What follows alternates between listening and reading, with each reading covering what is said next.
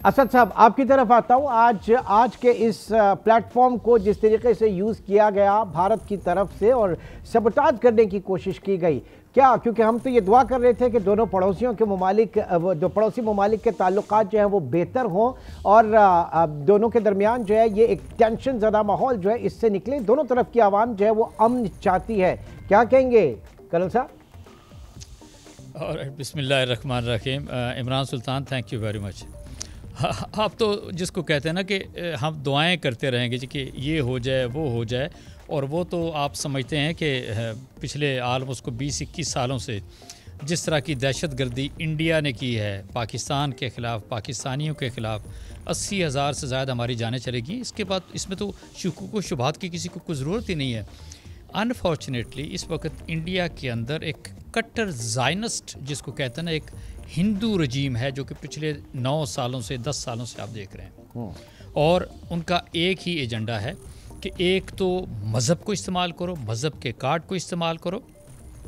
اور جو لوگ بھی انڈیا کے اندر رہ رہے ہیں ان کو بالکل ہندو مذہب کے رنگ کے اندر رنگ جانا چاہیے. اور اسی کے ساتھ پھر یہ آپ کہتے ہیں کہ نیچرلی وہ پروپیگیشن کی بات کرتے ہیں آپ, ان کا کوئی نیریٹو جس طرح کا ہے کہ جی ہاں ہر چیز کے اندر آپ پاکستان اینیمیٹی کی بات کریں, پاکستان کے ساتھ اوورآل ٹیرورزم کو آپ کہیں کہ جوڑنے کی کوشش کریں. ایک جنرلی تو سوال کیا جا سکتا ہے اگر پاکستان کے اندر 80,000 شہادتیں ہوئی ہیں تو ان کمپیریزن ایکچولی کتنی لوگ ہیں جو وہاں کے انڈیا کے اندر مارے گئے ہیں. تو میرا خیال ایک تو بڑا کلیئر ہے. یہ میں ضرور آپ سے کہوں گا کہ ودن جس طریقے سے جمیل صاحب بات کر رہے تھے, یس ودن the perspective of S C او جو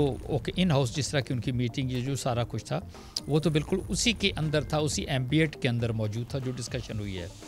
نیچرلی جب اس کے بعد پریس بریفنگ کی آپ کی بات کرتے ہیں, دیکھیں ہم بلاول بھٹو کو کسی طرح کا کوئی ہم مورد الزام نہیں ٹھہرائیں گے. He was representing Pakistan, he was certainly sent by the prime minister Pakistan کی طرف سے,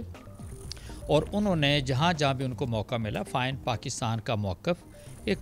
جیسے اس سے پہلے اجاگر ہوتا ہے اسی طریقے سے ایک لحاظ سے انہوں نے کیا. ہاں اسٹل آئی بلیو کہ ان کو شاید آئی فیل کہ ان کو شاید زیادہ اور فورسفل ہونا چاہیے تھا. But ever forum was available, چاہے وہ پریس بریفنگ کی بات ہوتی ہے, صحافیوں سے ملاقات کی بات ہوتی ہے, اور ایون انڈیا ٹی وی پہ جاتے ہیں, 1-2 چینلز پہ ان کا جانا ہوا ہے. لیکن اگر اس سے ہٹ کے دیکھا جائے, کبھی نارملی کہتے ہیں نا, ایک تو آپ نے پڑوسی کی بات کی نا, کبھی آپ فیل کرتے ہیں کہ نہیں ابھی تو آپ وڈ سے کہ آج کے دن میں جو جے شنکر کی ایکچولی جو پریس بریفنگ تھی نا وہ آپ کہہ سکتے ہیں کہ ایک انڈیا کی جو دشمنی ہے پاکستان کے اس کو انہوں نے ایک نئی جہت, ایک نیا رنگ دے دیا ہے. بالکل اس میں کوئی شک نہیں ہے مجھے اس چیز کے اندر. اور میں کبھی فیل کرتا ہوں کہ ہاں آپ کا جو دشمن ہو نا تو آپ کو یہ ضرور ہونا چاہیے کہ میری دشمنی تو ہے لیکن ایک اعلیٰ ظرف دشمن آپ کے پاس ہے. بٹ انفارچونیٹلی انڈیا ایسا ملک ہے, بہت بڑا ملک ہے, بہت چھوٹے دل کے لوگ ہیں, بہت چھوٹے دماغ کی وہاں کی لیڈرشپ ہے, اور یہ بہت کم ظرف میں سمجھتا ہوں کہ یہ دشمن ہے آپ کا جس کے ساتھ آپ کا ایک لحاظ سے پالا پڑا ہوا ہے. So what does that employee? اس کا مطلب یہ ہو گیا کہ ایسے کم ظرف دشمن کی طرف نہ دیکھنے کی ضرورت ہے, نہ جانے کی ضرورت ہے, نہ کسی ڈائلاگ کی ضرورت ہے. ٹل سچ ٹائم اگست 19 کے جو اقدامات ہیں وہ واپس لیتے ہیں, ٹیرورزم کو وہ ختم کرتے ہیں, اور میرا خیال ہے ہماری اب جو بیس لائن ایکچولی دیکھا جائے جو اسٹریٹجی ہونی چاہیے اگینسٹ انڈیا,